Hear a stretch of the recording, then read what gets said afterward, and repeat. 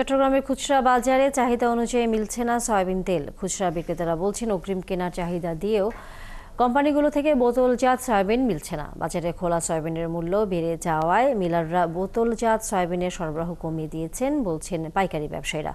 পাম অয়েলের দাম বৃদ্ধি পেয়ে পুনরায় কমলেও খোলা সয়াবিনের দাম মন প্রতি 400 টাকা পর্যন্ত বেড়েছে বলে জানান তারা। প্রণবেশ চক্রবর্তীর প্রতিবেদন।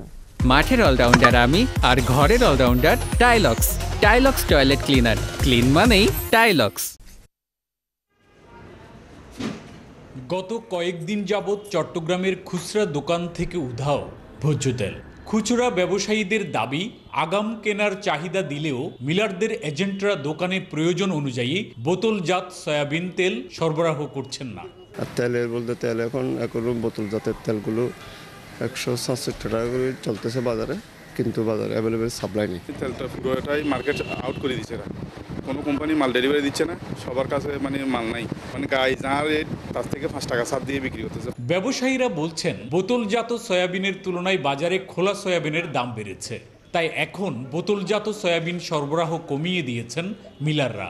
বিশ্ববাজারে তেলের দাম বাড়ায় এর প্রভাব পাইকারি বাজারে পড়েছে বলছেন ব্যবসায়ীরা। বোতলের রেট কম, বোতলের রেট যেহেতু বাড়াইতেছে না সেজন্য এখানে রেট বেশি। যদি বোতলের রেট না, বোতল পাওয়া যাচ্ছে না, কারণ বোতলের রেট তো গায়ে রাখা আছে 160 টাকা 150 টাকা, এখানে মন আরো বেশি।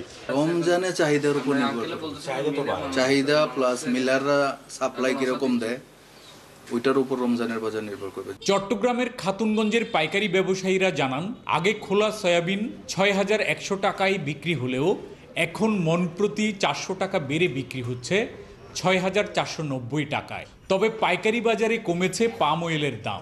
বর্তমানে 250 টাকা কমে প্রতি মন বিক্রি হচ্ছে 6200 টাকায়। তেলের বাজারটি বিগত প্রায় 3-4 মাস যাবত থেকে ঊর্ধ্বমুখী। সেটির মূল কারণ হচ্ছে ইতিমধ্যে আপনাদের বিশ্ববাজারে প্রায় 35 থেকে 40% ভোজ্য তেলের দাম বেড়েছে, যেটির প্রভাব পড়েছে আমাদের বাংলাদেশের পাইকারি মার্কেটও। এদিকে খুচরা দোকানে চাহিদা অনুযায়ী না মেলায় ভোক্তারা সয়াবিন তেল পেতে ছুটছেন টিসিবির লাইনে। প্রণবেশ চক্রবর্তী, 71, চট্টগ্রাম।